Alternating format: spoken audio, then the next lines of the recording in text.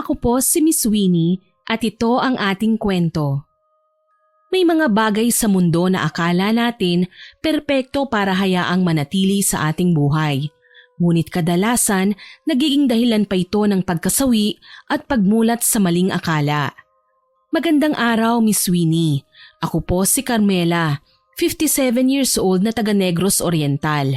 Ang kwentong ibabahagi ko po sa inyo ay nangyari nung ako ay 21 anyos pa lamang, taong 1989, sa isang syudad din dito sa aming lugar. Sa kabila ng pagiging isang mahirap at simpleng babae, hindi ko akalain na makakatagpo ako ng lalaking kagaya ni Ken. Mayaman, matalino at gwapo. Para siyang karakter na pinilas mula sa isang fairy tale na libro. Sa katunayan, kapag iniisip ko ang mga katangiang meron ako, hindi ko lubos na maintindihan kung bakit niya ako nagustuhan. Simple lang ako at hindi mahilig sa pampaganda. Pero kung ituring ako ni Ken, mamahalin pa sa kristal, maingat at may respeto. Salamat Ken ha, napakaswerte ko talaga sa'yo. Sa dami ng magagandang bagay sa mundo, ikaw pa talaga ang binigay niya sa akin. Bakit naman mahal? Mabait ka naman at magalang. Yan ang isa sa mga nagustuhan ko sa'yo. Ang kagandahan, lumilipas din yan. Naglalaho sa pagdaan ng panahon. Pero ang kabutihan ng puso, nariyan at mananatili habang tayo ay nabubuhay. Saka, nagtataka lang ako. Premyo ba ako sa loto para masabi mong napakaswerte mo? Parang ganun na nga, kasi may mga bagay akong nagugustuhan na hindi ko man hingin, kusa mong binibigay. Napakagalante mo sa akin, mabait at maginoo. Lahat na yata ng magagandang katangian nasa iyo na eh. Mahal naman, wag mo ako masyadong pinupuri. Alam mo na, baka masanay ako. Saka baka lumapad ang atay ko niyan. Yun lang naman ang magagawa ko bilang ganti sa lahat ng naibigay mo. Ano ba naman yung simpleng papuri bilang pasasalamat? Mahal, ikaw lang. Sapat na para sumaya ko. Kaya lahat ng binibigay ko sa'yo, para din sa ikaliligaya ng relasyon natin. Niyakap ko si Ken at nginitian. Nagkakilala kami ni Ken sa isang grocery store 2 buwan na ang nakararaan. Pareho kami ng kinuhang brand ng fresh milk at Viola. The rest is history. Naging magaan ang loob ng aking mga magulang sa kanya. Minsan ko siyang isinama sa probinsya at nakasama ng ilang araw. Naging masaya kami dahil nagpakita siya ng interes at respeto sa kung ano man ang meron kami. Ako naman, hindi pa niya naipapakilala sa kanyang mama at papa. Pero ayos lang, darating naman kami sa puntong yon balang araw. Ang alam ko lang, masaya kami sa piling ng isa't isa. Noong makilala ko si Ken, malungkot ang mga mata niya. Sa pagkakaalam ko, bago kami naging magkasintahan, may babae nang nagpatibok ng puso niya. Hindi na nga niya pinangalanan ng babae, pero nararamdaman kong mahal na mahal niya ang dalaga kahit hindi ko pa nakikita ang babae. Kaya naman dinadaan ko na lang sa biro ang mga pagtatanong ko sa kanya. Ano kaya ang dahilan at palagi kang malungkot? Ang gwapo-gwapo mo pero magkadikit naman yung mga kilay mo sa kakasimangot. Sorry mahal. Naaalala ko lang ang kasintahan kong lumipad pa ibang bansa. 2 taon na ang nakakaraan. Huwag mo na kasi siyang alalahanin. Ang mga taong kagaya niya masaya na ngayon sa kinaroroonan. Kaya hindi na nila nakakamusta ang mga iniwan nilang kapamilya. Baka nga ipinagpalit ka na nun eh. Ayos lang, nandiyan ka naman eh. Sa'yo ko ibubuhos ang pagmamahal na noon ay sinayang niya. Tama, nandito naman ako mahal. Kaya kalimutan mo na siya kung sino man ang babaeng yan. Bakit ba napakabuti mo sa akin? Hindi naman ako mabait. May mga nagawa din akong pagkakamali. Ang kaibahan nga lang, nagagawa ko ng magbago ng paunti-unti. Ayokong malungkot ka at isiping hindi mahalaga ang relasyon natin. Nasa tao naman yun kung gagawa tayo ng kabutihan o kasamaan eh. Ang mahalaga, hindi natin papangaraping gumanti sa kapwa. Kasi kapag ginawa natin yun, wala na rin tayong pinagkaiba sa taong nagkasala sa atin. Tatandaan ko na po ma'am. Ang dami mo kasing pangaral sa akin. Kaya tuloy hindi ko na mapigilang mas humanga sa'yo. Grabe ka naman. O siya, umuwi na tayo at paggabi na. Hatid sundo ako ni Ken sa trabaho. Isa akong sales lady sa tindahan ng sapatos. Kinakailangan kong kumayod para may maipantustos sa pag-aaral ng aking nakababatang kapatid. Ako naman, kahit hindi nakapagtapos ng pag-aaral, ay nagpapasalamat pa rin at nagawa kong pumasok sa pinagtatrabahuhan ko ngayon. Magkakilala kasi ang mga magulang ng kababata kong si Allen at ang may-ari ng tindahan ng sapatos. Madali nila akong naipasok kaya nakapagtrabaho ako kahit na papaano. Maliit nga lang ang sweldo pero ayos na kesa naman nakatambay lang ako. Mahal, ano kaya kung huminto ka na lang sa pagtatrabaho?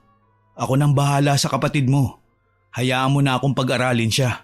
Tutal naman, malapit na siya magtapos ng koleyo, di ba? Huwag mo na siyang igapang. Narito naman ako para tulungan ka. Mahal, nakakahiya naman kung gagawin mo yan. Ang dami mo na kayang naibigay sa akin. Ayos na to, no? Alam ko naman na may mga pinagkakagastusan ka rin. Mahal, huwag mo na akong isipin. Kaya ko mga gastusin ko. Kaya din kitang gastusan palagi. Isa pa, girlfriend kita. Ayokong hayaan ka na lang na mahirapang gayong nandito naman ako. Huwag kang mag-alala ha. Ako na magpapaliwanag sa papa at mama mo.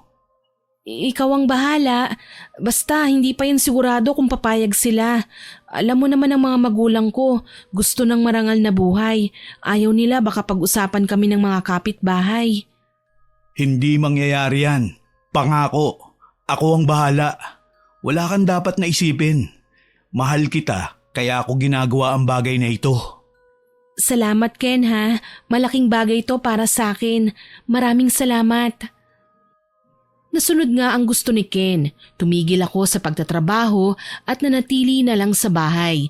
Mahilig ako sa pagtatahi at yun ang hindi niya maaalis sa akin. May binili siyang makina para sa akin kaya dun ko na lang itinuon ang aking atensyon. Mas lalo pa akong tinratong prinsesa ng aking nobyo. Palagi niya akong binibilhan ng masasarap na pagkain, naggagandahang damit at kung anong luho na nais niyang maranasan ko.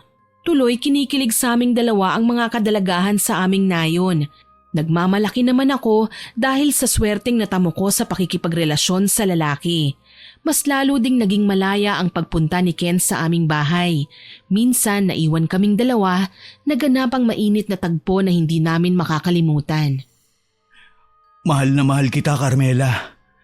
Mahal mo din ba ako? Higit pa sa buhay ko, Ken. Nakahanda akong ibigay ang lahat sa'yo. Alam mo naman yun, hindi ba? Isa pa wala akong ibang lalaking pag-aalayan ng buhay ko, kundi ikaw lang. Kung ganun, mapagbibigyan mo ba ako sa natatangi kong hiling? Minsan ko lang hihilingin sa'yo to. At yun ay dahil sa matinding pagmamahal ko sa'yo. Kahit ano pa yan, papayag ako. Basta makasama lang kita. Hindi ako papayag na mawala ka pa sa buhay ko, Ken. Mawala na ang lahat. Wag lang ang pagmamahal mo para sa akin. Pinasaya mo ko, Carmela. Ngayon, nakapagdesisyon na ako. Pakakasalan kita kahit saang simbahan mo gustuhin. Hindi naman ako mamahaling diamante para gawin mo yan. Masaya ako sa simpleng pagtitipon lang, Ken. Kahit sa kapilya lang namin okay na ako. Ang importante hindi na tayo maghihiwalay. Mangyayari din yan. Hayaan mo, babanggitin ko kina mama ang mga napag-usapan natin. Para naman maipakilala na kita sa kanila. Mas lalong nalunod sa tuwa ang puso ko dahil sa mga pinangako niya. Hindi na ako umangal nang yakapin niya ako ng mahigpit at mariing hinalikan sa labi. Nakapikit na gumanti ako sa bawat galaw ng kanyang bibig. Marupok ako at mabilis na tinabla ng init ng kanyang nakalalasing na halik. Ikinawit ko ang aking braso sa kanyang leeg at tuluyang nagpaubaya hanggang sa sabay naming marating ang tinatawag na langit dito sa ibabaw ng lupa. Mas lalo pang naging malambing sa akin si Ken pagkatapos ng nangyari sa amin. Ilang beses din yung naulit. Minsan nag-eeksperimento kami ng aking nobyo. Sa kama, sa sofa, sa kusina. Nakakahiya man aminin pero nakakalimutan ko kung nasan kami sa tuwing nalalasing ako sa kanyang mga halik. Hanggang sa lumipas ang ilang buwan at natuklasan kong hindi na ako dinatnan ng buwanang dalaw. Palagi na ring masama ang pakiramdam ko. Nasusuka sa kalagitnaan ng pagtatahi.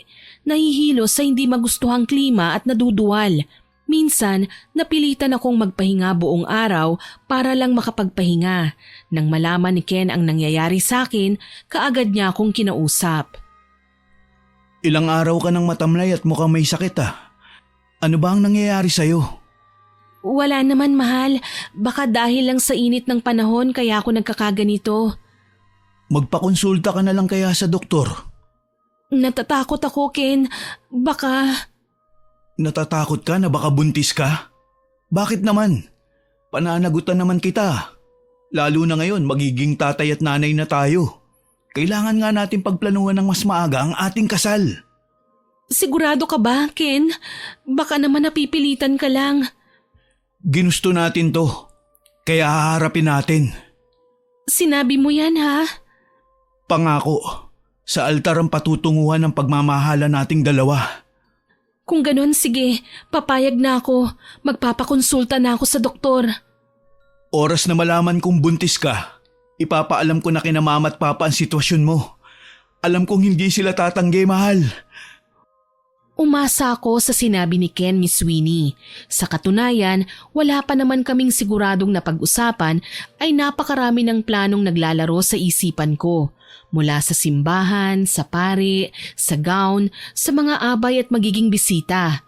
Lahat ng yon naging dahilan ng pagkapuyat ko sa gabi. Kahit sa pagbabakasyon, lagi akong nakatulala. Madalas akong napapagalitan ni nanay. Pinapagod ko raw ang sarili ko sa kaiisip. Gayong sa mga bagay na yon, hindi ako dapat na nag-iisa. Kahit papaano alam ko nang matutuloy ang kasal namin ni Ken at hindi sukatan ang haba o tagal ng isang relasyon para masabi natin na sila nga ang para sa atin.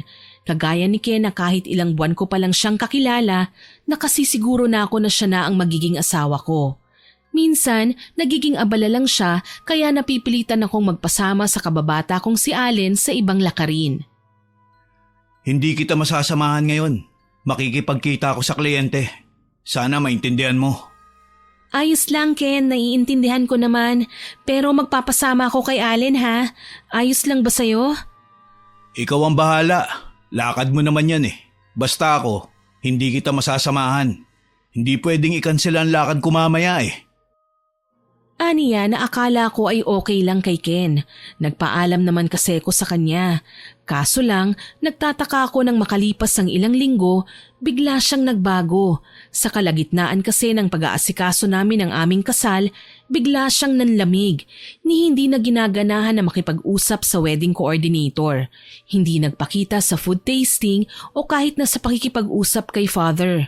Kaya naman nang hindi na ako makatiis, kinausap ko si Ken.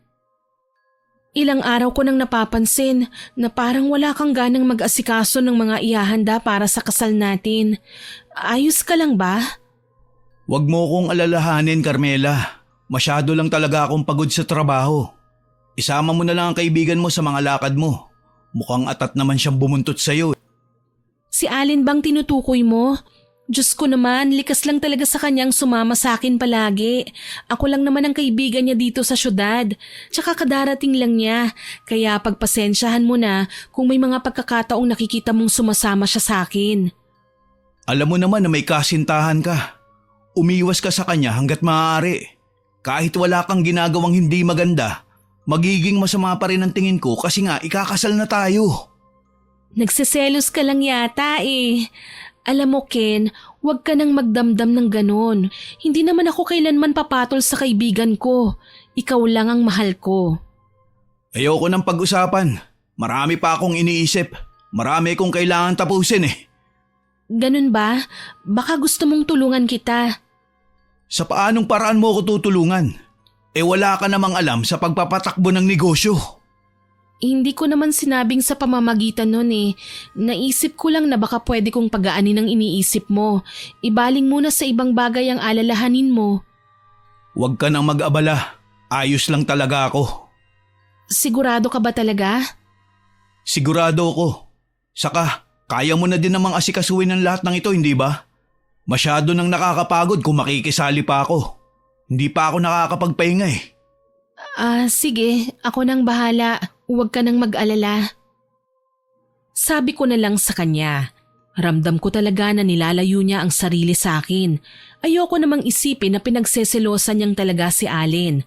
Walang maling namamagitan sa aming dalawa ng kaibigan ko. Kaso lang, natatakot ako na magtanong sa kanya. Palaging mainit ang kanyang ulo at gustong-gusto niyang sinisinghalan ako. pinipili ko na lang na wag siyang patulan hanggang sa isang kakilala ang nagbalita sa akin na may kinakatagpong babae ang nobyo ko sa isang restaurant sa bayan. Hindi ako makapaniwala. Halos itrato niya akong prinsesa kaya imposible ang mga sinasabi nila. Para mapatunayang mali ang kanilang sinasabi tungkol kay Ken, pinili kong sundan ng lalaki isang araw. Nagpatulong ako sa kaibigan kong si Allen. Baka mamaya magalit sa atin si Ken, Carmela. Alam mo naman ang lalaking yun. Ayaw nga niyang nakikita magkasama tayo eh. Paano na lang kapag may nakapagsumbong sa kanya? Kaya kong magpaliwanag sa kanya, Allen. Ang ayoko lang mahuli siyang may iba. Hindi ko mapapatawad ang babaeng nakikipaglapit sa kanya. Oras na masira ang relasyon namin ni Ken. Kumalma ka na lang kasi. Walang maidudulot na mabuti ang pagiging mainit ng ulo. Anong gusto mong gawin ko? Hayaan na lang na magloko ang lalaking mapapangasawa ko? Basta, oras na may gawin ka at mahuli, wala akong kasalanan ha. Pinaaalalahanan na kita. Hindi ako papayag na hindi matuloy ang kasal namin ni Ken. Mahal ko siya at gagawin ko ang lahat. Iwasan lang siya ng mga babaeng nais na makipaglapit sa kanya. Ay naku, mga babae talaga. Kahit wala pa nakikita, nagsiselos na. Ewan ko sa'yo, Allen. Nagpasama ako sa'yo kasi akala ko matutulungan mo kong bantayan si Ken. Yun naman pala ako ang gagawa ng trabaho. Konsensya mo pa ako. Oh, sige na. Medyo lumapit ka pa dun. Pero wag ka magpapakita ha. Dito lang ako. Oras na makita ka ni Ken at inihatid, wag mo na akong alalahanin. Kaya ko nang umuwi. Sige, tatandaan ko. Salamat. Kabado kong nakatanaw kay Ken sa malayo hanggang sa napansin ko siyang may kausap na babae. Hinalikan siya sa pisngi pero hindi ko makita ang kanyang muka. Tanging ang nakangiting si Ken lang ang naaabot ng aking tingin. Sino naman kaya ang kausap ni Ken? Bakit hindi ko yata kilalang babae? Tsaka bakit siya hinalikan sa pisngi? Baka naman totoo nga ang mga naririnig mo, Carmela. Kailangan kong makatiyak. Pumayag naman siya at sinabi sa akin na tumawag na lang daw ako kapag kailangan ko ng tulong. Napilitan akong lapitan si Ken habang suot ang may kalakihang sombrero na siguradong hindi ako makikilala. Lumakad pa ako palapit sa table nila nang makapasok ako sa restaurant. Balak ko silang hulihin sa akto, kaso lang nagulat ako nang umalis kagad ang babae at hindi na muling bumalik. Inis na inis ako, dahilan para piliin kong magpakita kay Ken. Ken! Carmela, anong ginagawa mo rito? Kanina ka pa ba riyan? Hindi ba dapat ako nagtatanong sa iyo niyan, Ken? Ano bang ginagawa mo sa lugar na ito? Hindi ba dapat nasa meeting ka? Sa opisina nyo? Sinong katagpo mo rito? Babae ba? May kailangan akong imit dito, kliyente ko. Bakit ba? Napakarumi naman ng isip mo. Ikaw, paano ka nakarating dito? Kasama mo na naman si Allen, no? Itigil mo ang kababalik ng tanong sa akin. Ako lang ang may karapatang gawin yon dahil ikaw talaga ang sinadya ko rito. Ano, babae ang katagpo mo sa lugar na ito? Bakit ba nagtutunog nagsiselos ka? Hindi pa nga tayo kasal, ganyan ka na sa akin. Paano na lang kapag naging mag-asawa na tayo? Baka kung ano-anong kasalanan na lang ang ibintang mo sa akin para lang pagmukain mong masama. Ikakasal na tayo, Ken. Kaya may karapatan ako sa'yo. Ilang araw ka nang naglilihim. Ilang araw mo na akong pinagtataguan. Kung hindi kita sinundan dito, hindi kita makikita. Ano bang nangyayari sa'yo? Malapit na ang kasal natin. Hindi ka man lang tumutulong sa preparasyon. Dahil sa ipinakita mong ugali ngayon, parang gusto ko nang umatras. Wala ka nakikitang kasama ko pero nagsiselos ka. Pinagdududahan mo ako. Talaga ba? Wala akong nakikita? Isang malaking kasinungalingan. Bakit? Kung may nakita ka, dapat kinumpronta mo ako. Nilapitan mo kami. Hindi yung magwawala ka dyan tapos wala ka naman sapat na katunayan. Hindi ako nakaimik dahil sa kanyang sinabi. Nagkamali nga yata ako dahil mas pinili kong magtago kesa sa kausapin sila. Nariyan ang babae kanina eh. Ngayon kahit na ano pang gawin kong pagwawala, wala talaga akong maipakitang ebidensya na may kasama siya kanina. Itatanggi niya lang yun. Gigil na umalis kami sa restaurant dahil sa tingin ni Ken napapahiya na siya. Ako naman walang imik na umupo sa harapang bahagi ng sasakyan at naghihintay na aluin niya. Pero hindi yon nangyari. Sa susunod, huwag kang basta-basta susugod kapag may kailangan akong imit na client. Hindi mo alam ang ginagawa ko para lang mapalago ang aming kumpanya. Tandaan mo, isa ka sa nakikinabang sa kinikita nito, kaya umayos ka. Sinusumbatan mo ba ako? Wala akong hinihingi sa'yo Ikaw ang nagbibigay sa akin ng mga bagay na yon. Tapos ngayon isasampal mo sa akin ang mga ginastos mo? Walang iya ka? Oo, kasi kailangan. Hindi ka mapirmi sa iisang lugar eh. Selos ka ng selos, wala ka namang ebidensya. Sana lang inaalam mo muna bago ka magwala, hindi ba? Pero… Tama na kasi ang pangangatwiran. Hindi mo na ako mapapaniwala sa mga palusot mo. Nakita kita May kasama kang babae. Hinalikan ka niya sa pisngi. Bakit ka nagpapahalik? Gawain ba ng matinong babae yon? At sa publiko pa talaga, kung saan maraming makakakita. Baka nga niloloko mo lang talaga ako. Hinalikan lang sa pisngi? Nanloloko na? Aba, kung wala rin lang basehan ng pagdududa mo, huwag ka na mag-aksaya ng emosyon. Mapapagod ka lang. Pero totoong nakita kita. Hindi ako bulag o sinungaling. Nasaan ang babae mo? Nasaan? Tumahimik ka na nga lang, pwede ba? Ang dami mong satsat, puro naman gawa-gawa. Hindi ako makapaniwala sa mga pinakawalan niyang salita. Paano niya nagagawang itanggi ang aking mga nakita? Gustuhin ko mang umangal, pinili ko na lang na wag magsalita. Baka mas lumaki pa ang issue kapag pinagpilitan ko pa ang nais kong isumbat sa kanya. Walang imik na inihatid niya ako sa aming bahay. Sinubukan kong pagaanin ang sitwasyon sa pagitan naming dalawa, ngunit nasira na yata ang mood niya. Ni hindi na siya tumuloy pa sa bahay.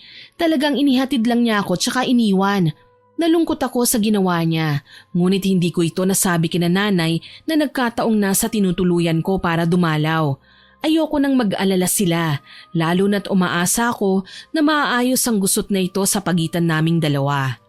Kinaumagahan, maaga akong nagpunta kina Ken. Hindi kasi ako nakatulog sa kaiisip sa kanya. Pagdating ko sa bahay nila, nadatnan kong may kausap sa telepono ang aking nobyo. Ni hindi niya napansin ang pagdating ko. Huwag kang mag-alala, babe. Uuwi ako kagad mamaya. Sasamahan kita sa party na pupuntahan mo. Sino kaya ang kausap ni Ken? Bakit babe ang tawag niya rito? Hindi na talaga maganda ang pakiramdam ko. Kailangan ko nang makompronta sa akto si Ken bago pa niya itanggi ang mga narinig ko. Sige, basta ha. Mamaya na lang. Ibababa ko na tong telepono. Mahal kita. Ken, sino yung kausap mo? Mahal? Kanina ka pa ba riyan? Kanina pa at narinig ko ang lahat ng sinabi mo. Sabihin mo ngayon sa akin, sino ang kausap mo sa telepono? Bakit babe ang tawag mo sa kanya? Huwag mo akong matawag-tawag na mahal. Teka lang, bakit kung kumprontahin mo ko, tila ba malaki na ang kasalanan ko ha? Para lang sa pakikipag-usap ko sa telepono, nadidemonyo ka na naman? Bakit hindi ba? Ano, inosente ka? Itatanggi mo na naman ang lahat ng narinig ko? Ako ang gagawin mong masama. Ken naman, hindi pa tayo kinakasal, nagloloko ka na. Pwede lang Carmela ha. Huwag mo na akong dramahan ngayon. Kailangan kong umalis, kaya umuwi ka na muna sa inyo at lubayan mo ako. Ano bang nangyayari sa'yo, Ken? Bakit ganyan ka magsalita? Pakiramdam ko nagbago ka na eh. May nagbago na sa ugali mo. Wala na akong panahon magpaliwanag. Basta may gagawin ako at wala ka ng pakialam kung ano yun. Nakakasawa ka, alam mo ba? Paulit-ulit na lang yung komprontasyon mong wala namang sapat na basehan. Ken! Umalis ka na. Huwag mong sisirain ang araw ko ngayon. Wala akong nagawa kung hindi ang manahimik matapos niya akong talikuran. Masamang-masama ang loob ko ng mga sandaling yun. Halos hindi ko na nga magawang lumakad ng maayos habang nag-aabang ng masasakyan pa uwi. Sa puko ang may kalakihan kong tiyan, napakiwari ko ay naaapektuhan din ng aking nadaramang kalungkutan.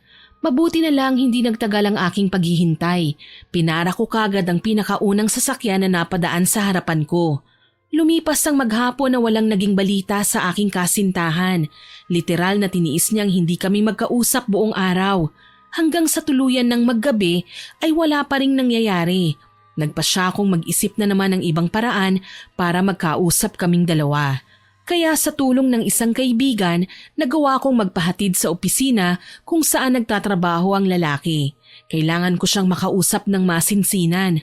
Umaasa ako na haharapin niya ako at aaluin kagaya ng madalas niyang gawin. Kaso lang pagdating ko ron, hindi ako pinatuloy ng kanyang sekretarya. May mahalaga raw meeting si Ken at mamayang tanghali pa ang labas. Gaano ba kaimportante ang meeting na yun at talagang balak niya akong baliwalain? Sambit ko sa aking sarili.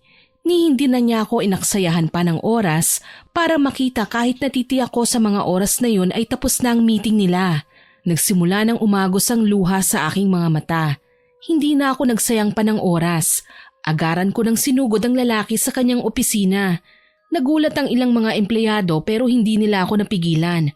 Kaagad akong pumasok sa loob at hinanap ko si Ken.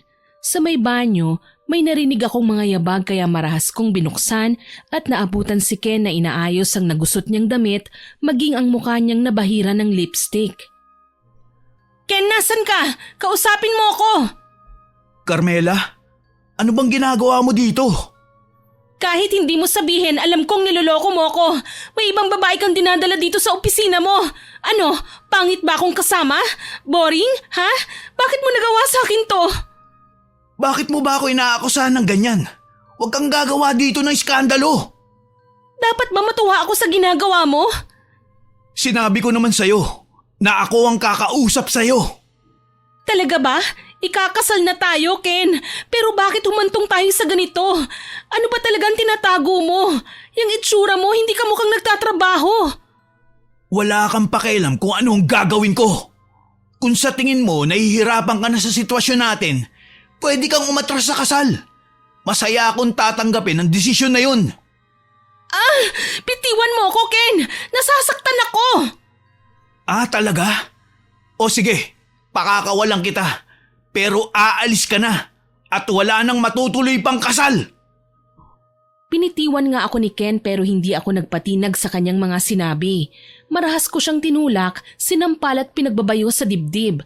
Sinusubukan kong tignan ang reaksyon niya at doon ako nagsisi. Galit na galit si Ken. Walang yaka! Niloko mo na nga ako, sinaktan mo pa! Napakahayop mo, Ken! Oo nga, hayop na kung hayop. Pero tandaan mo, mas nauna ka nagloko kaysa sa akin. Hindi totoo yan! Wala akong ginagawang masama! Guard, palabasin niyo na ang babaeng to. Wag na wag ka nang babalik dito ha. Ayoko na din makita ang pagmumukha mo. Nagulat ako nang dumating ang mga gwardya at marahas akong pinakaladkad palabas. Sinubukan kong manlaban pero wala akong magawa. Mas malakas sila kesa sa akin. Nagulat ang mga tao sa paligid at pinagtinginan kami. Maya-maya pa, isang babae na rin ang lumapit sa amin. Oy, ano yan? Bitiwan niyo nga siya? Ano ba? Bitiwan niyo ako! Teka lang, bawal ang ginagawa niyo ah. Aray! Sabihin niyo sa amo niyo, babalik ako ah! Hindi pa ako tapos sa kanya! Kakamot-kamot sa ulong iniwan kami ng mga gwardya. Napapahiya naman akong tumayo, ngunit nagulat ng alalayan ako ng babae. Ayos ka lang ba ha? Halika, tulungan na kita. Napakasalbahe naman ng mga gwardya na yun. Okay lang ako, miss. Naabala pa kita. Huwag mo na akong alalahanin. Hindi ka okay. Alam ko, isa akong doktor at kabisado ko ang itsura ng isang tao kapag may dinaramdam siya. Halika, samahan na kita sa klinik ko. Kailangan kang matingnan. Wala akong pambayad, doktora. Sapat lang ang perang dala ko ngayon. Kung ganon, wag mo nang sayangin yan. Ililibre na kita ng pagkonsulta. Isipin mo na lang na ibinabahagi ko sa iyo ang blessings ko. Kauuwi ko lang kasi mula sa ibang bansa eh. Bakit mo naman gagawin yun? Hindi tayo magkakilala. May mga kaanak ka naman siguro para pag-alayan ng tagumpay mo. Ulila na ako sa mga magulang at wala din akong kapatid. Sa bahay ampunan ako lumaki at kung pag-uusapan natin ang pagbabahagi ko ng blessing sa kanila, katatapos lang, galing ako ron kanina. Ako nga pala si Andrea. Ikaw? Carmela ang pangalan ko. Magkakilala na tayo o paano, sama ka na sa akin? Sige. Hindi ko natanggihan ang paanyaya ni Andrea. Mukha naman siyang mabait at mapagkakatiwalaan. Tuloy naging magkaibigan kaming dalawa. Madalas kaming magkita sa restaurant na gusto niyang palagi naming pinupuntahan. Siya ang nanlilibre sa akin ng pagkain. Dahil mabilis ko siyang nakapalagayan ng loob, nagawa kong ikwento ang aking mga karanasan sa pag-ibig. Hindi ko pa kinukonsidera na naghiwalay kami ni Ken lalo na't hindi pa kami nagkakausap pagkatapos ng nangyari. Gayunpaman, hindi sang-ayon si Andrea sa ginawa sa akin ng lalaki. Dapat hiwalayan mo ng lalaking yun. Magdudusa ka sa kanya. Ganyang hindi pa nga kayo kasal, nagagawa ka na niyang saktan? Hindi ko kaya Andrea. Iniisip ko pa lang na malalayo siya sa akin, parang mababaliw na ako sa labis na sama ng loob. Hindi ko magagawang iwan ng lalaking mahal ko. Pero sinasaktan ka niya. Huwag kang magpakamartir, Carmela. Karapatan nating igalang at mahalin. Alam mo dapat yon. Alam mo din na buntis ako, Andrea. Siguro kailangan ko siyang ilapit sa isang manggagayuma nang sa gayon manumbalik ang pagmamahal niya sa akin. Hindi ako papayag na abandonahin niya lang kami ng anak ko. Manggagayuma? Naniniwala ka ron? Hindi naman masamang sumubok, hindi ba? Hay nako, hindi ko alam. Basta kung ako ang nasa lugar mo, gagawin ko ang nararapat. Hindi ako magpapakamartir sa taong nauubusan na ng pagmamahal sa akin. Yun ang sabi ni Andrea. Hindi na lamang ako sumagot dahil alam ko na nakikipagdebate si Andrea. Matapang at matalino. Hindi ko rin itatanggi na may ibubuga siya sa kahit na sinong karibal niya, kung sakali man. Pero iba kasi ko. Buhay at kinabukasan namin ng magiging anak ko ang pinag-uusapan dito. Kung sakali man na magkakomplikasyon ako sa pagdadalang tao, ewan ko na lang kung ano ang gagawin ko. Malulungkot na sana ako nang ngitian ako ni Andrea sabay hinawakan ng aking kamay. Huwag kang mag-alala, mahal ka nun. Ang labo mo, akala ko ba hiwalayan ko na? Tapos ngayon sabi mo naman mahal niya ako. Siyempre, hindi naman kita basta-basta mauutusan, no? May sarili ka pa ring isip at desisyon.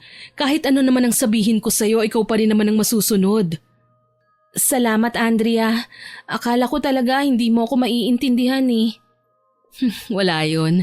Ang tanging magagawa ko lang naman ay aluin ka at suportahan sa lahat ng gusto mo. Magkaibigan na tayo, hindi ba? Oo naman. Naging maayos na rin ang pakiramdam ko kahit papano. Nagagawa ko ng kumalma at mag-isip ng tama. Hindi na ako natataranta kapag naiisip ang tamang hakbang kung paano kausapin si Ken. Isang araw, nagtalaga ako ng pagkakataon na makatagpo siya at makausap. Sa labas ng opisina niya ako nakaabang at nagulat nang makita si Andrea na papasok din doon. Carmela, anong ginagawa mo rito? Inaabangan ko ang paglabas ng nobyo ko. Ikaw?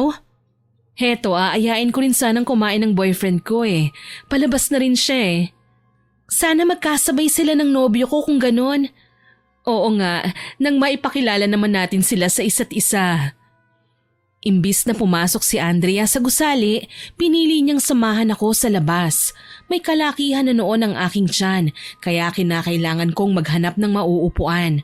Buti na lang, may hagdan ng paakyat sa loob ng gusali kaya doon namin napagpasyahang maghintay. Ilang sandali lang, natatanaw ko na si Ken. Hindi ako nagpahalata kay Andrea na paparating na ang lalaking bala kong ipakilala sa kanya. Kaso lang, hindi ko alam kung sino ang mas nagulat sa aming dalawa ni Andrea, lalo na nang makita naming papalapit na si Ken. Tumayo ako at sumalubong sa aking nobyo. Ken! Carmela? Ang galing naman. Hindi na pala kita kailangang ipakilala sa boyfriend ko eh. Kilala mo na pala siya. Boyfriend mo? Oo, siya ang madalas na dinadalaw ko rito. Ken, anong ibig sabihin nito? Teka, may problema ba? Magpapaliwanag ako. Huy Carmela, anong problema? Bakit parang ang sama ng tingin niyo sa isa't isa? Andrea, si Ken, siya ang ama ng batang dinadala ko. Ano? Carmela, hindi ko alam. Halos mawasak ang mundo ko dahil sa aking mga nalaman. Hindi ko alam kung paano pa makikipag-usap ng matino kay Andrea. Lalo na at tila sumasama na ang tingin ko sa kanya. Para akong tinraidor, para akong sinaksak sa likuran ko. Umatras ako at tinangkang lumapit ni Andrea sa akin pero umiling ako. Dito na rin ako nagsimulang umiyak at nag-iskandalo. Hayop kayo! Lalo ka na, Andrea! Pinaglaruan niyo ako! Niloko niyo ako! Tumahimik ka, Carmela. Walang alam si Andrea sa nangyayaring ito. Wala siyang kasalanan. Wala? Talaga ba? Alam mo, pagod na akong intindihin ka, Ken. Matagal na kitang gustong kausapin. Malinawan man lang sa mga nangyayari sa pagitan natin. Pero ito pa ang malalaman ko. May pinalit ka na sa akin. Kaibigan ko pa. Carmela, hayaan mo na muna akong magsalita. Para saan pa? Tinuring kitang kaibigan, Andrea. Alam mong buntis ako. Bakit mo nagawa sa akin to?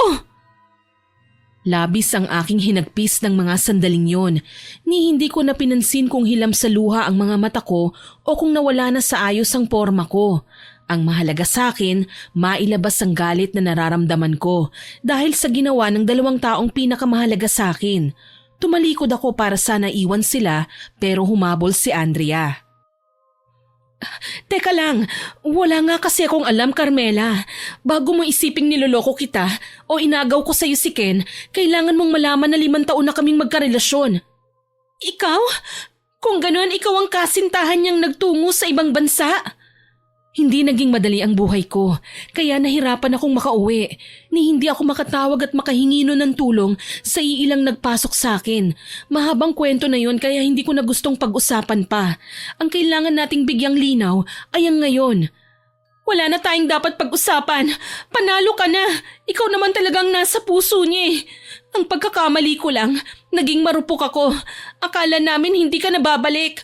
Pero ngayon, ang taong akala kong magiging katuwang ko sa bigat ng mga problema ko, siya pang sisira sa relasyon namin ni Ken. Hindi totoo yan. Hindi ako ganyang klaseng tao. Sinungaling!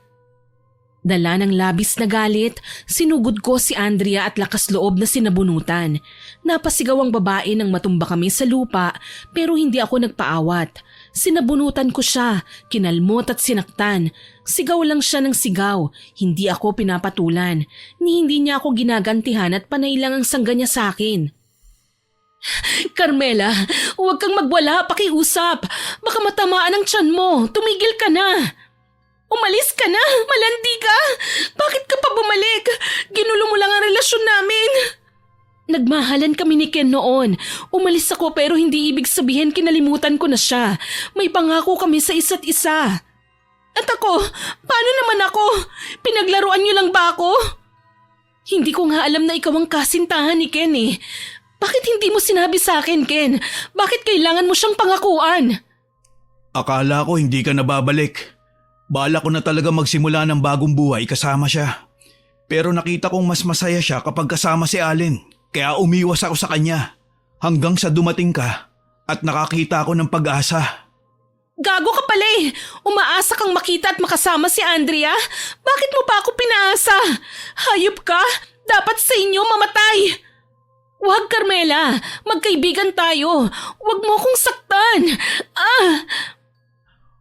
Ilang beses kong sinaktan si Andrea, sinampal, sinabunutan at sinuntok. Ngunit kahit na ilang beses, hindi siya gumanti sa akin.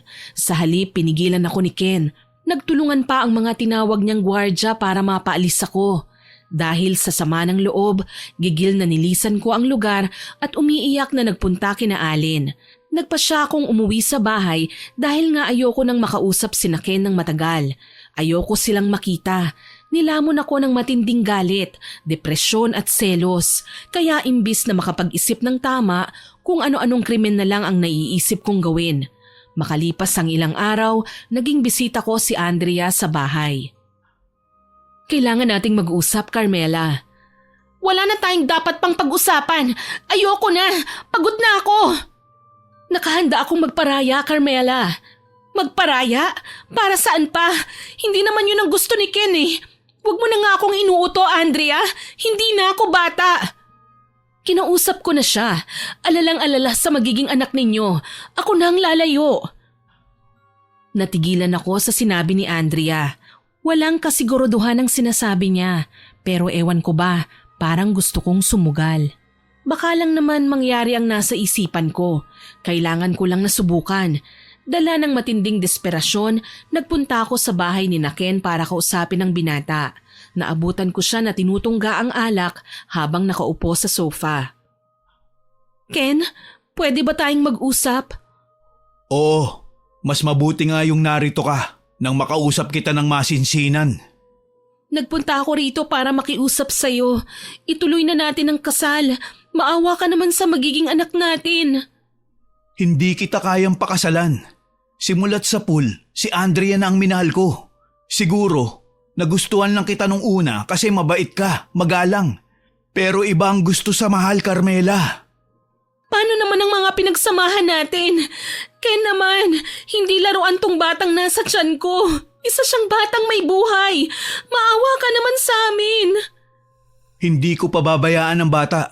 Susustentuhan ko kayo. Pagbigyan mo lang ako na makasama ang babaeng pinakamamahal ko. Hindi! Unahin mo ang obligasyon mo! Walang yaka! Wala kang karapatang saktan ako ng ganito! Kaya nga habang kaya ko pa, lalayo na ako sa'yo. Pasasaktan ka lang kung magpapatuloy ang relasyon natin. Alam mo yan. Napaiyak na lamang ako sa kanyang sinabi. Ano man ang magiging rason ko, wala pa ring mangyayari. Yon ang sigurado. Lulugo-lugo akong umuwi at hindi na pinakinggan pa ang paliwanag ni Ken. Wala hindi rin naman ako pakakasalan ni Ken. Literal na nawasak ang mundo ko.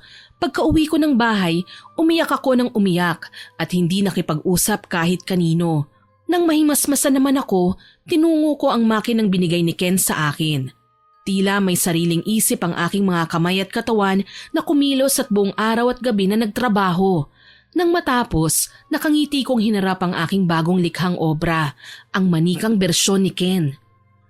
Hayan, nakikita rin kita dito sa bahay ko.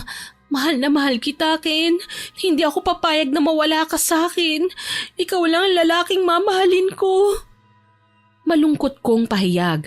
Mistula akong nawala sa katinuan habang kinakausap ng mag-isa ang manika. Kasama ko ito sa pagtulog, dinadala sa pamamasyal at may mga panahong nagiging intimate ako sa manika. Hindi ko lang maiwasang manlumo. Ang manika ay mananatiling manika. Hindi gagalaw at lalong hindi mabubuhay. Kaya naman muli akong nalunod sa depresyon. Lalo na makalipas ang ilang buwan, nabalitaan namin ang nalalapit na kasal ni Ken at Andrea. Talagang itinuloy ng dalawa ang kataksilan nila. Tuloy nang gigigil akong makapaghiganti sa kanila. Nakakatawa lang na kailangan ko pang masaktan para lang maisip ang mga bagay na ito. Minsan, kahit nasa 7 buwan na ang aking tiyan, nagawa ko pang lumaklak ng alak. Gimbal na sinaway ako ni Allen nang maabutan niya ako. Carmela, Diyos ko po, ano ba yung ginagawa mo? Bakit ka umiinom? Malaki ng tiyan mo O baka naman nakalimutan mong buntis ka? Hayaan mo ako, Allen. Ayoko nang mabuhay pa. Wala na. Isa na akong babaeng talunan. Kumalma ka nga, Carmela. Oo, talunan ka. Pero hindi habang buhay. May bukas pa. Huwag mo sirain ang buhay ng sanggol na nasa sinapupunan mo.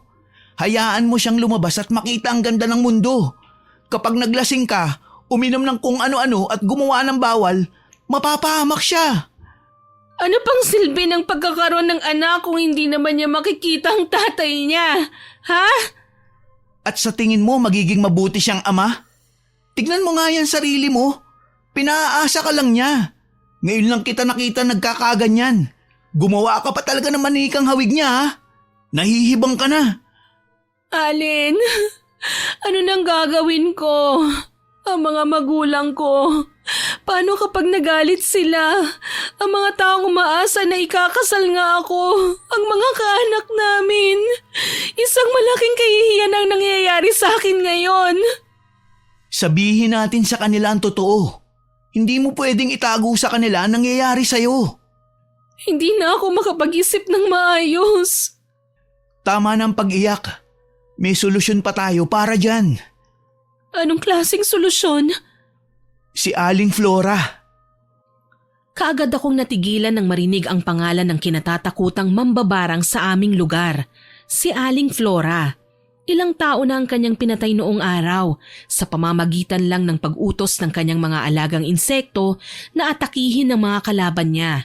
Ngayon, hindi ko kailanman inisip na magagawa kong lapitan si Aling Flora para lang makapaghiganti. Ngunit paano nga kaya kung ito lang ang makakapagpagaan ng loob ko? Pinahiran ko ang aking luha at tiyak ang mga tingin na pinagmasdan si Allen. Tama nga ang sinabi mo. Kailangang lumapit ako kay Aling Flora. Kailangan natin siyang bigyan ng leksyon. Paano? Sasama ka ba sa akin pa uwi? Sige, sasama ako. Mabuti naman. Ayoko din magsinungaling sa nanay mo, Carmela. Nagtataka kasi sila kung bakit wala pang balita tungkol sa kasal mo. Hindi nila alam na iniatras pala to ni Ken. Kinakabahan ako. Baka masamain nila ang nangyari sa amin ni Ken. Sasabihin mo lang kung ano nangyayari, Carmela. Yun lang. Alam kong maiintindihan ka nila. Naging mataas ang pangarap ko nang ipangako sa akin ni Ken ang pinakamimithi kong kasal. Akala ko wala nang hahadlang pa. Pero nanlamig siya sa akin, Allen. Ni hindi na niya ako magawang titigan ng matagal. Ni hindi na niya ako tinatawag na mahal. Nagbabago ang tao, Carmela. Alam ko may dahilan. Yun nga lang, masama ang dahilan kung bakit kanya nagawan saktan. Yun ay dahil bumalik ang dati niyang nobya. Yun nga ang masakit eh. Kasi parang naging extra lang pala ako. Kung kailan nariyan na ang taong talagang laman ng puso niya, iiwan na lang ako ng walang dahilan. Itinapon ako na parang basura. Hindi man lang inisip na buntis ako at maaapektuhan ng sanggol sa sinapupunan ko. Huwag mo nang pagurin ang sarili mo. Bukas, makakaharap natin si Aling Flora. Gagawin nating miserable ang buhay ng mga taong nanakit sa'yo. Salamat, Allen. Maaasahan ka talaga. Kinaumagahan, umuwi kami sa bahay. Walang pagdadalawang isip na pinagtapat ko kina tatay at nanay ang tungkol sa pagkakansela ng aming kasal. Ipinaliwanag ko sa kanila na wala na rin kami ni Ken. Nakipagbalikan na ang lalaki sa kasintahan nitong nanakit sa kanya. Siyempre nagalit ang aking mga magulang. Hindi nila lubos na maisip na magagawa ni Ken ang ganoong bagay. Ganun pa man, nagkunwari akong magaan sa aking loob ang mga nangyari para wag na silang malungkot pa. Pero kinahapunan, magkasama kami ni Allen na nagtungo sa bahay ni Aling Flora para makausap ang ginang. Noong isang araw, may napabalitang namatay na naman. Inatake raw ng sangkatutak na bubuyog. Namatay yung lalaki. Pero ang masaklap, puno ng butas ang kanyang buong katawan na parang tinadtad ng tusok ng karayom. Mukhang galit na galit ang nagpabarang. Ganun ba? Baka naman sobra na rin ang ginawa niya. Malamang, balita ko kasi magnanakaw ang lalaking yun. Kaya naman pala. Kaya nga yan si Ken, tatablan niya ng barang sa sama ng ugali niya. Siguradong magdudusa ang lalaking yan. Isama na rin natin si Andrea. Pareho silang manloloko ng kasintahan niya.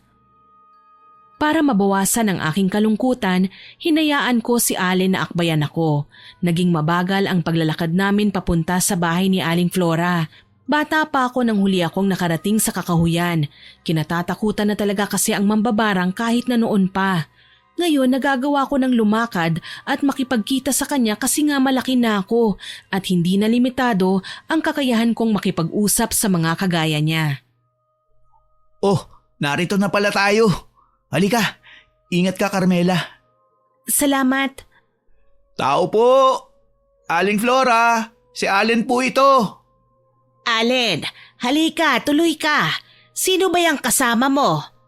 Nakalimutan niyo na po ba si Carmela, ang kababata ko? Matagal na po siyang hindi nakakabalik dito dahil naging abala siya sa trabaho. Ah, ganun ba? Abay, nakalimutan ko na nga si Carmela. Ibang-iba na rin ang itsura niya ngayon kumpara noon ah. Halika kayo, pasok. Maraming salamat po, Aling Flora. Maupo kayo. Naupo kaming dalawa ni Allen sa munti niyang bangko na gawa sa kawayan. Hindi kagad nakapagsalita. Nagpapakiramdaman. Bigla akong dinaig ng hiya sa aking kailangan sa matanda. Maya-maya pa, lumapit sa akin si Aling Flora. Nararamdaman ko ang bigat na dinadala mo, iha. Ano bang problema? Pagkakataon mo na ito, Carmela. Sabihin mo na. Aling Flora, narito ako para sana makiusap. Tulungan niyo po ako. Ang sakit-sakit pa rin ng dibdib ko. Hindi ko magagawang patawarin ng 2 taong nagkasala sa akin. Gusto mong gumante. Sa paanong paraan, iha? Sa pamamagitan ng itim na mahika, Aling Flora. Napansin kong napatingin sa akin si Aling Flora. Hindi makapaniwala. Lumingon-lingon pa siya sa paligid para makita kung may iba pang taong nakikinig sa usapan namin at saka nagsalita. Huwag ka nang magsalita ng kung ano-ano, iha. Hindi ako isang mambabarang. Aling Flora, parang awa niyo na. Tulungan niyo naman po ako. Hindi ko kayang ipanganak ang sanggol na ito habang sila Ken at Andre ay nagsasaya. Ayokong mabuhay sila ng matiwasay. Kailangan nilang magdusa.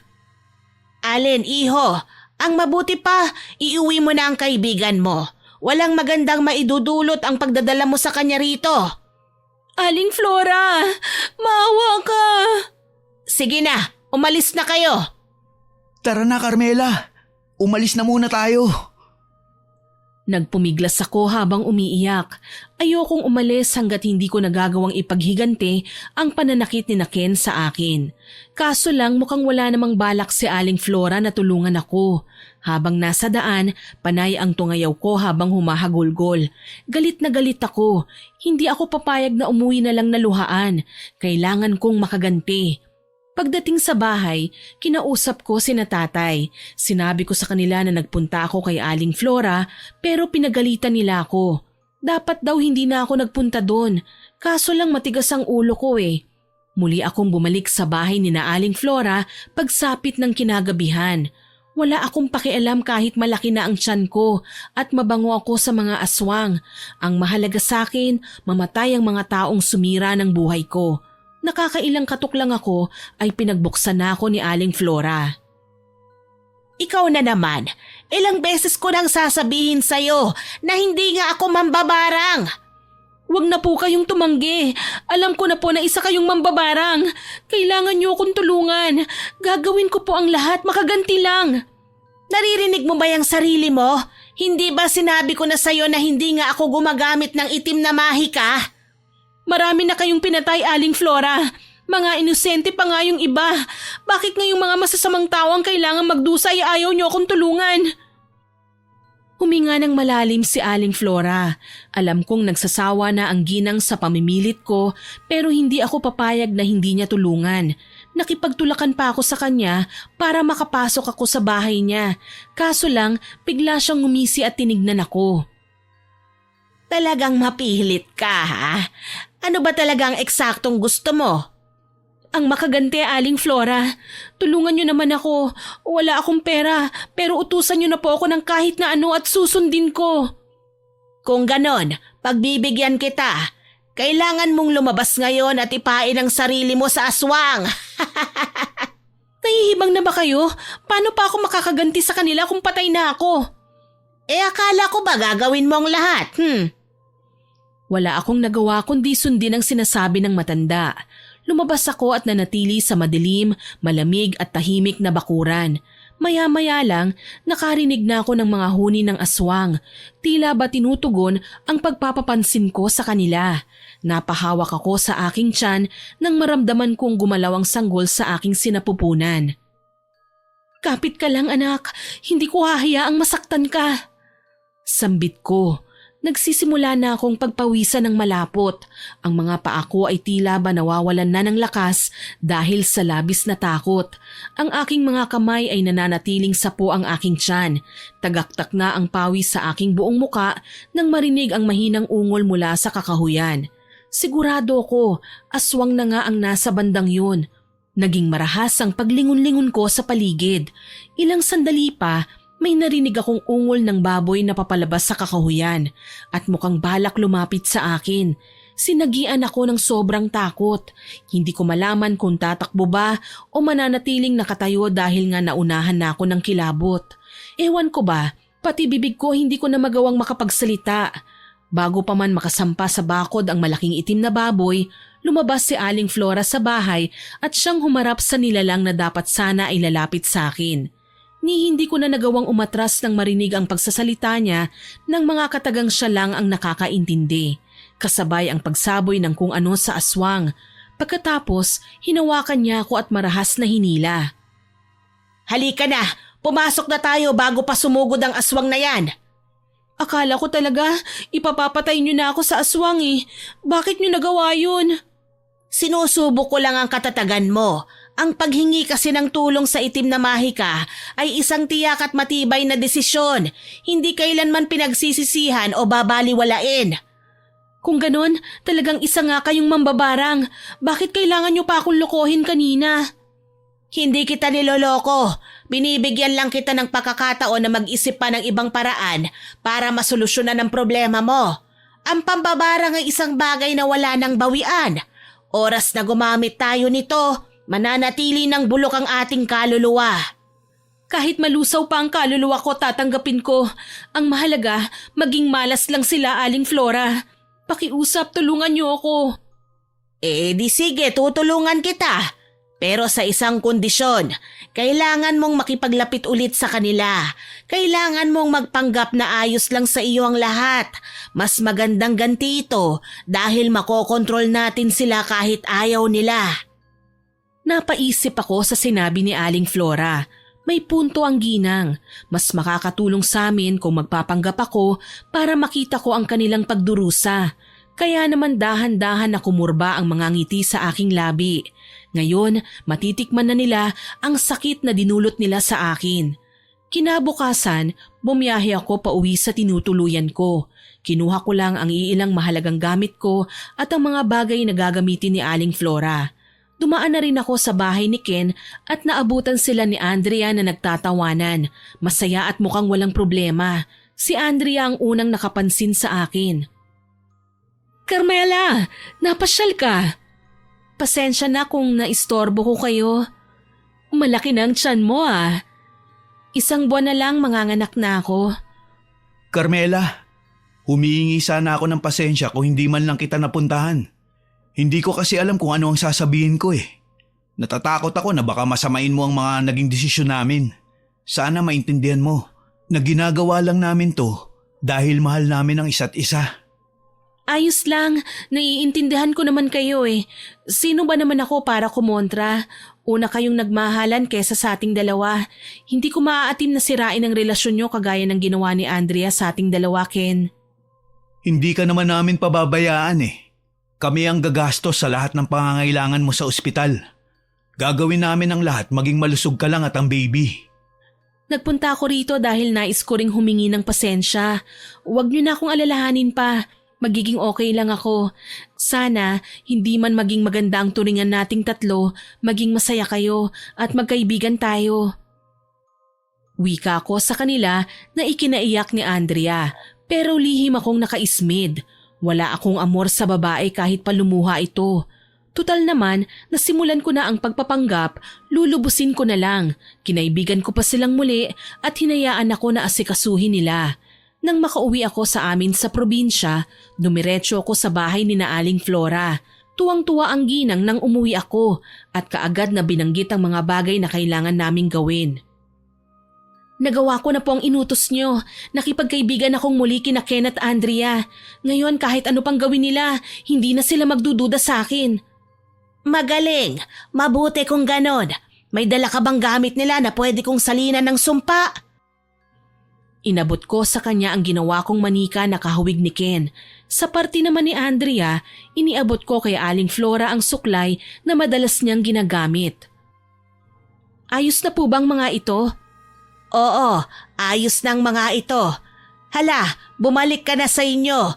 Ako na ang bahala sa mga ito. Malalaman mo na ginagawa ko na ang aking trabaho kapag nakatanggap ka na ng balita. Maraming salamat, Aling Flora. Umuwi ako kagad ng bahay matapos ang pag-uusap naming yun. Hindi na rin ako naghintay pa ng balita. Kusa akong nagpaalam sa aking mga magulang na babalik na sa syudad. Kahit may kalakihan na ang aking tiyan, hindi ako nang hinayang na bumalik kina Ken. Sa pagkakataong ito, hindi na sila nagkikita ni Andrea dahil na rin sa pamahiin ng mga nakatatanda bago ikasal ang 2 taong nagmamahalan. Kailangan nilang sumunod sa kaugalian para manatiling maayos at matiwasay ang pinakamahalagang okasyon sa buhay nila. Una kong pinuntahan si Ken. Nagulat ako nang makitang mukhang may sakit ang lalaki. Nakaratay sa kama at nakatalukbong. Ang sabi, may tigdas daw ang binata, pero ayaw kong maniwala. Pinilit kong lumapit nang malaman ko kung yun na ba ang barang na nilapit ko kay Aling Flora. Anong nangyari sa'yo? Hindi ko alam eh. Pero huwag kang lalapit ha, Carmela. Baka mahawaan ka. Makakasama sa'yo at sa baby. Sige, lalayo na ako. Paano ang kasal niyo? Itutuloy pa din namin kahit ano mangyari. Kahit na may sakit ako, darating ako sa simbahan. Nainis ako sa kanyang sinabi. Hindi ako makapaniwala na kahit may sakit na si Ken, talagang gagawin niya ang lahat makaisang dibdib lang si Andrea. Maya-maya pa, nagpaalam na ako sa kanya. Si Andrea naman ang pinuntahan ko. Sa bungad pa lang ng bahay niya, naririnig ko na ang kanyang sigaw. Nagmamadali naman akong pumasok at nakita siyang umiiyak habang kinikilabutan. Anong nangyari sa mukha ko? Paano yan, Andrea? Bumili lang naman ako ng bagong produktong pampaganda sa merkado. Pinahid ko sa mukha ko. Hindi ko akalain na ganito pala ang mangyayari sa akin. Diyos ko, para kang naaagnas na buhay. Hindi ako papayag na ganito ang mangyari sa akin. Paano na ang kasal niyo? Kahit na anong mangyari, itutuloy namin ang aming kasal. Talagang hindi rin nagpatinag si Andrea. Nagmuka akong kontrabida sa pagmamahala ng dalawa pero hindi pa rin ako nagpadaig. Talagang minatsyagan ko silang dalawa hanggang sa mas lumala ang kanilang kalagayan. Sa tulong ng kanilang mga pamilya at ng matibay nilang pagmamahalan, naisagawa ang kanilang kasal. Naganap pa rin ang aking kinatatakutan. Kalaunan, nabalitaan ko na lang na nagpapagamot sa resident doctor ang mag-asawa. Ako naman ay nanganak na sa ospital. Isinilang ko ang isang malusog na batang lalaki. Inalalayan ako at hindi iniwanan ni Allen. Labis ang tuwang nadarama namin nang makita ko ang sanggol. Napakagwapo mo, anak. Nagmana ka sa tatay mo. Yun nga lang, kailangan mong mabuhay ng walang ama na tayong dalawa lang dahil may iba ng asawa ang ama mo. Huwag mo nang isipin yun, Carmela. Magiging maayos din ang lahat, pangako. Alam kong mahihirapan ka sa ngayon. Pero darating ang araw na magiging madali na ang paglusot mo sa kasasadlakan mong pagsubok. Magtiwala ka lang. Salamat, Allen. Hindi mo ako pinabayaan. Oo naman. Kaibigan kita. Matalik pa. Kaya asahan mo ko na nasa tabi mo palagi. At asahan mo rin na ikaw ang magiging ninong ng anak ko. Paano si Ken at Andrea? Hindi ko pa alam eh. Kailangan ko pa silang pakiramdaman. Kung ganun, hahayaan na muna kita.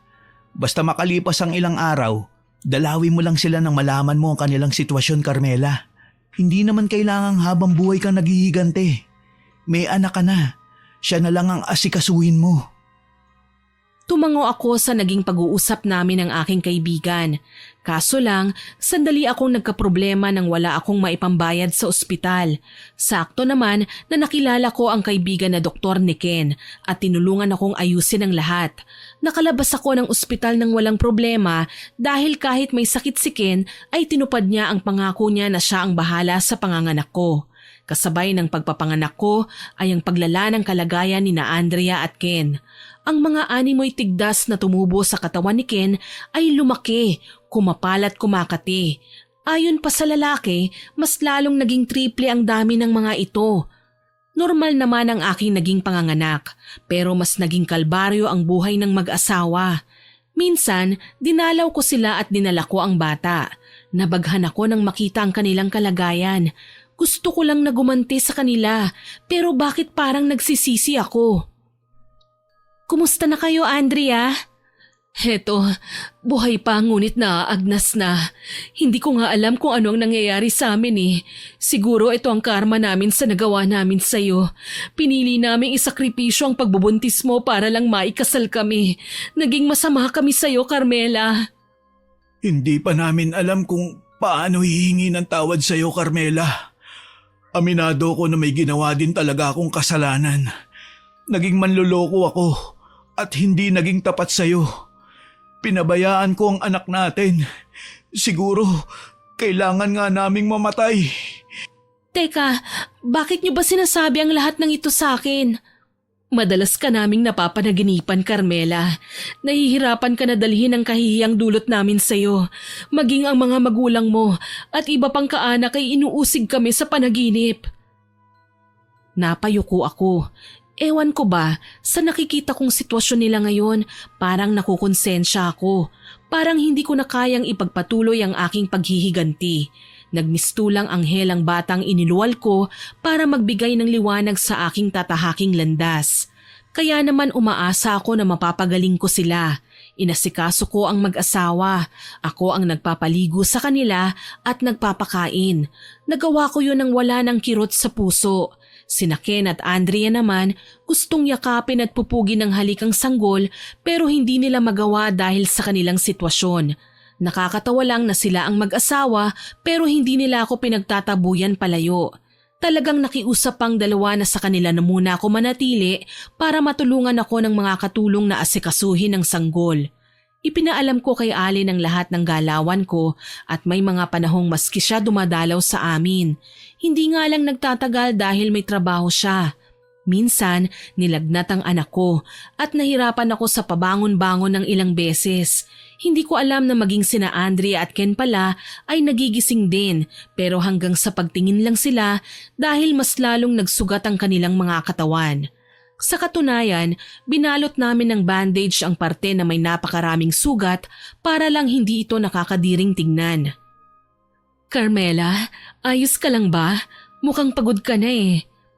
Ayos lang ako, Andrea. Magpahinga ka na. Hindi ako makatulog eh. Kung wala sana akong sakit, ako nang tumutulong sa'yo ngayon na mag-alaga kay baby. Huwag mo nang alalahanin yon. Ayos lang ako. Magpahinga ka na. Mamaya ikaw naman ang aayusan ko. Wika ko sa kanya. Salamat na lang at nakatulog kagad ang sanggol, kaya dinala ko siya sa inookupahan naming silid tsaka ako bumalik sa higaan nila Ken at Andrea. Pinunasan ko ang huli at binihisan. Sa pagtanggal ko ng suot niyang blusa, nangilabot ako. Mamasa-masa ang sugat sa likod ni Andrea pero may gumagalaw sa loob. Dala ng kuryosidad, nagpa siya kong suriin yon. Kumuha ko ng tiyani at ginamit sa kung anong puting bagay na yon na parang kitikiting nais na lumabas. Isang kulay puting uod. Yung nakikita ko sa mga nasirang pagkain. Akala ko matatanggal ko siya ng buo pero hindi. May karugtong ang uod. Isang napakahabang buhok na sa tingin ko ay nasa 5 hibla. Sa bawat paghila ko noon, naglalabasan ng mas maraming dugo at may halong nana. Nagrereklamo naman si Andrea na makatiraw ang ginagawa ko. Nang muli kong tignan ang kanyang likod, sa bawat butas ng sugat niya ay may nagnanais na namang lumabas. Parang nagsilbing panggising lang ang ginawa ko sa kanila. Sa labis kong pandidiri, binuhusan ko ng alkohol ang kanyang likod. Nagulat ako dahil hindi man lang umaray si Andrea. Mangiyak-ngiyak na tinakpan ko ang kanyang balat tsaka nagtatakbo sa kabilang kwarto at doon ako nagsuka. Hindi ko na kaya. Kailangan matigil na ito. Carmela, ayos ka lang ba? Bakit ka tumakbo? Nangangamoy bang likod ko? Pasensya na ha. Hindi ko kasi pinalagyan ng bandage dun sa kasambahay dahil nainitan ako eh. Ayos lang, Andrea. Huwag mo akong alalahanin. Basta kung may kailangan ka, tawagin mo lang ang mga kasamahan natin sa bahay ha. Tutulungan ka nila. Sige, gagawin ko. Maraming salamat. Nang mapag-isa na lang ako, inalala ko ang aking mga nagawa. Dati, ako pa ang nagsasabi kay Ken na kahit anong kasamaan ang nagawa sa amin ng kapwa ay hindi na namin dapat na pinapatulan. Ngayon ginagawa ko ang lahat ng salungat at ako rin ang nagsisisi sa aking mga nagawa. Umiyak ako ng umiyak hanggang sa mapagpasyahan kong baguhin na ang aking mga desisyon sa buhay. Kinabukasan, kasama ang sanggol ay nagpakita ako kay Allen. Napakasama ko, Allen. Gumaganti ako sa kanila. Hindi ka masama, Carmela. Nasaktan ka lang. At wag na wag mong ikalulungkot ang bagay na yun. Palaging may puwang para sa pagbabago. Yun ay kung bubuksan mo ang puso mo at matuto kang patawarin ang lahat ng nagkasala sa'yo. Nakapagdesisyon na ako, Alin. Pupuntahan ko si Aling Flora. Ipapatigil ko na sa kanya ang lahat. Sigurado ka na ba? Ito naman ang tama, hindi ba? Isa pa nakikita kong mahal ni Ken at Andrea ang anak ko. Hindi ko pababayaan ang anak mo. Pero sana, magtagumpay ka sa pakikipag-usap sa kanya. Pagsisikapan ko, Alin. Nang araw na yon, umuwi kami ng probinsya. Sina Alin at ang sanggol ay iniwan ko muna sa bahay habang ako naman ay naglakas ng loob na tumungo sa bahay ni Aling Flora. Ilang buwan na rin akong hindi nakabalik doon. Nang dumating ako sa bahay niya, nadatnan kong nag-aalaga ng mga halaman niyang bulaklak ang ginang. Aling Flora? Oh, naparito ka, iha.